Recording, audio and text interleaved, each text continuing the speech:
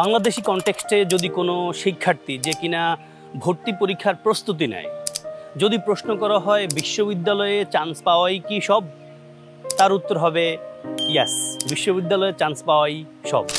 তার কারণ 4-5 মাস ধরে নিজের জীবনের সুখ, আরাম, আয়েশ, আহ্লাদ, নিজের পরিবারকে ছেড়ে নিজের জীবনের সর্বোচ্চটুকু দিয়ে বিশ্ববিদ্যালয়ে চান্স পাওয়ার জন্য পড়াশোনা করে।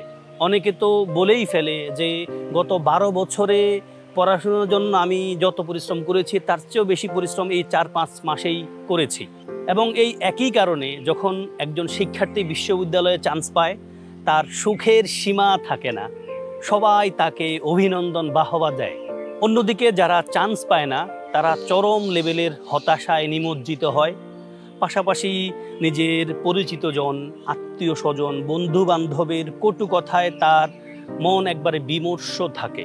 আমাদের সমাজ মনে করে বিশ্ববিদ্যালয়ে চান্স পেলেই বুঝি জীবন সেটেলড, কিন্তু অনেকেই, এমনকি যারা চান্স পায় না, তারাও শুরুতে এই কথাটা মানতে পারে না যে বিশ্ববিদ্যালয়ে চান্স পাওয়াই জীবনের মুখ্য উদ্দেশ্য না, বা বিশ্ববিদ্যালয়ে চান্স পেলেই জীবন সেটেলড হয়ে যায় না। কিন্তু বাস্তবতা হলো the grass is always greener on the other side of the fence. দেয়ালের এ পাশ থেকে ও পাশের ঘাস খুব সবুজ দেখায়। যেই বিশ্ববিদ্যালয়ে বা মেডিকেলে চান্স না পাওয়ার কারণে আমাদের মন খারাপ, ওই সেম একই বিশ্ববিদ্যালয় মেডিকেলে পড়েও অনেক মানুষ অনেকভাবে হতাশায় নিমজ্জিত আছে।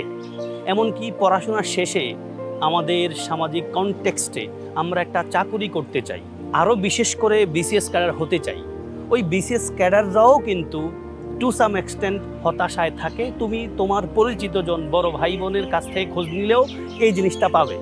ফলে খেয়াল রাখতে হবে, happiness is a state of mind. সুখ একটা মানসিক বিষয়। মনে রাখবে, people can never attain true happiness if they can't perceive themselves as the happiest simply based on their current circumstances। মানুষ নিজের কাছে যা আছে তা নিয়ে হ্যাপি না হতে পারলে নিজে কখনো আসলে হ্যাপি হতে পারে না।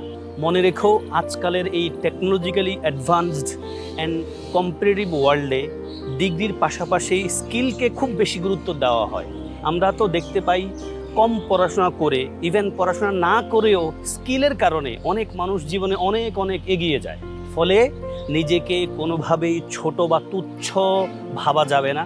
হাতে যে সুযোগ আছে সেটাকেই কাজে লাগাও। সেকেন্ড টাইম পরীক্ষা দেওয়ার ইচ্ছে থাকলে সেদিকে ঝাঁপিয়ে পড়ো। শেষ কথা বলবো, আমরা যারা আল্লাহয় বিশ্বাস করি আমরা কখনো হতাশ হতে পারি না। আমরা জানি what is allotted cannot be blotted. ভাগ্যের লিখন না যায় খণ্ডন। তবে আমরা আমাদের সাধ্যমতো সর্বোচ্চ চেষ্টা করে যাব। ফলাফল নিশ্চয়ই আমাদের হাতে না, আল্লাহ তাআলার হাতে। One prominent scholar says, I am at ease thinking what is meant for me will never elude me, and what is not meant for me will not find its way to me। যেটা আমার জন্য নির্ধারিত এটা অবশ্যই আমি miss করব না, যেটা আমার জন্য নির্ধারিত না এটা কখনোই আমার কাছে আসবে না।